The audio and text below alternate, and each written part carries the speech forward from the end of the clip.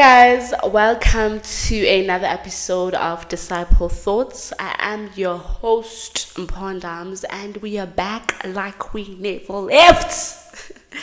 Can I just say that ever since before I even go any further with this episode, ever since I finished with the Getting to Know Jesus series, it has been so difficult to come up with something to talk about more than ever. Because what I'm going to talk about today is based on what I read yesterday. And prior to that, I had nothing to talk about. And so I'm asking myself that if I had not engaged with his word yesterday, I would not have anything to talk about today.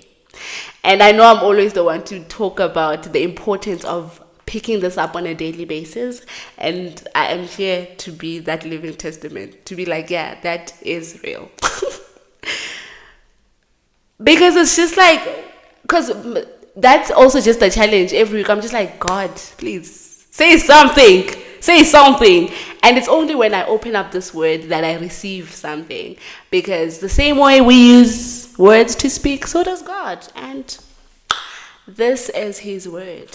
I still have to say that I've been engaging in a beautiful challenge with my friends in this month of August, and that is the Proverbs 31 day challenge. Since the book of Proverbs has 31 chapters, on a daily basis we've been sending each other our favorite verses from that chapter of the day. And so yesterday we were on day 27, meaning that we're reading the book of Proverbs chapter 27. And my favorite verse was, I don't think this is the one that I sent, but this also struck my attention, and that is in verse 7 that says that a person who is full refuses honey, but even bitter food tastes sweet to the hungry. But even bitter food tastes sweet to the hungry. And so without even maybe starting off too deep about it, like in a literal sense, what this is saying is that when you are full, you don't have appetite for anything else. A person who is full refuses honey. Like, I know myself, I'm not the type to, when you guys go out and then there's starter, there's main course and there's dessert, I will end at the main course. I probably won't even also take the starters because I just don't want to ruin my appetite for the main course. And after the main course, I'm knocked out. Like, I don't even want to have anything else. Like, I'm good. And so this is what this is saying, that a person who is full, a person who is satisfied, does not have appetite for the honey, for anything that is sweet. Now, I started thinking about that analogy, or about that in a spiritual sense, that what happens if I'm full of the Spirit? Does that not now keep me from desiring the worldly things? I hope I'm making sense. If I were to be so full of the Spirit, I don't think we'd find ourselves in positions wherein we desire what is worldly. We desire to fulfill the desires of our flesh because we are full, we are satisfied with what we have spiritually. And so could it be that the reason why we are still desiring what is worldly is because we are not feeding enough on the Spirit? I don't know if that's making sense.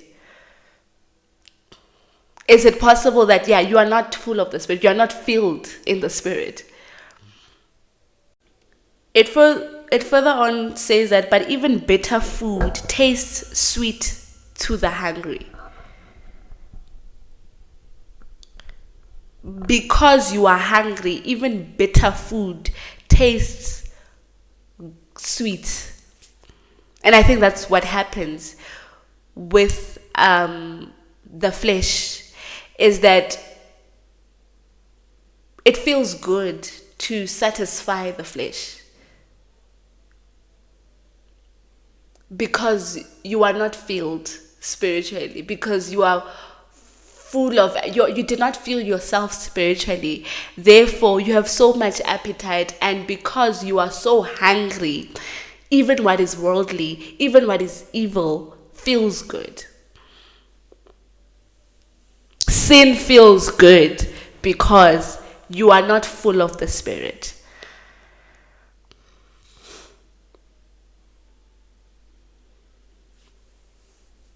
I think the only person who mastered being full of the Spirit is Jesus, because he was able to endure everything that we are also still enduring, all the temptations, all the trials, but he did not sin because he was full of the Spirit.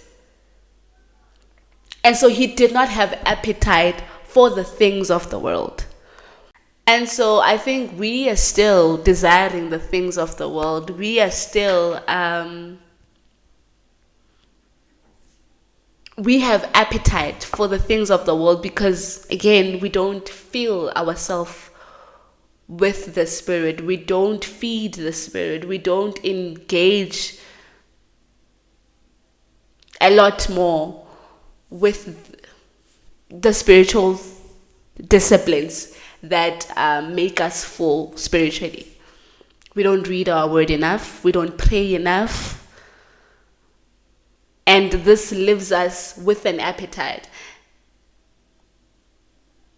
to go out into the world and to feed the flesh.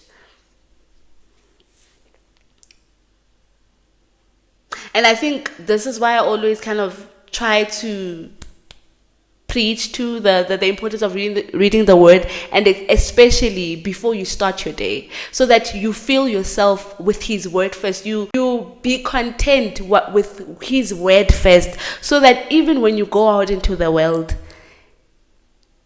you don't feel a lack because you have been in his word. And we know him to be enough. I don't know if that's making sense. I think the importance really of starting your day with God is so that you can fill yourself with him so much that you don't even need to show up as the flesh. You don't even need to feed on the flesh because you've been satisfied with him. Jesus in the book of Matthew says that blessed are those who hunger and thirst for righteousness, for they will be satisfied. And then the book of Proverbs, I think in the same chapter, speaks to human desire. And it says that just as death and destruction is never satisfied, so is human desire. You are never satisfied. The desire of a human is never satisfied. After feeding your flesh, you are left to only want more. You are left to only hunger for more. There is never a point of satisfaction. It is only those who seek God that find satisfaction. It is only those who seek righteousness that find satisfaction. And so it is no wonder why it says that even bitter food tastes sweet to the hungry. We start normalizing certain sin because you once you satisfy the flesh, you are only left to want more. And so now it starts becoming a normal thing. You start normal, like because it feels so good, it tastes sweet. And so it becomes a normal thing. You are no more convicted about, I say all of that to say that let us work towards feeding the Spirit so much that we are full of it, that we don't have appetite for anything that is of the world. Let us be filled so much with his word, so much so that when life crashes, we, not to say we are not affected, but we are not shaken because we are already satisfied in the Lord.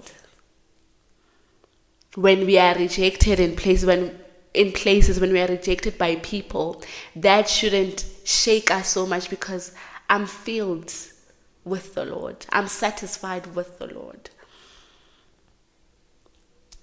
When we don't get the things that, like, let us be filled so much that we are not shaken by the things that, like, it does not move me because I am content with what I have with the Lord. But that only comes through hungering. Is that a word? Hungering and thirsting for righteousness, that you will be satisfied. That is it for me today. I feel like I was so redundant in the things that I was saying, but thank you guys for tuning in. See you next week.